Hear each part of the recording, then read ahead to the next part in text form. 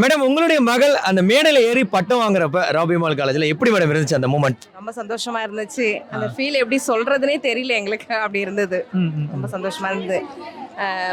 சிறப்பு விருந்தினராக இது பண்ணாங்களா, அவங்களும் ரொம்ப நல்லா இருந்துச்சு. ஸ்பீச் எல்லாமே நல்லா இருந்தது. நல்ல நல்ல சூப்பர் காலேஜ் சொல்ல போனா எல்லாருமே வந்து ஜாயின் பண்ணலாம் இதுல. எதனால இந்த காலேஜ் சூஸ் பண்ணீங்க மேடம் ராபிமால்? நல்ல கோச்சிங் நல்லா இருக்கு. ரொம்ப பிடிச்சிருந்தது. அதனால நாங்க இங்க ஜாயின் பண்ணோம்.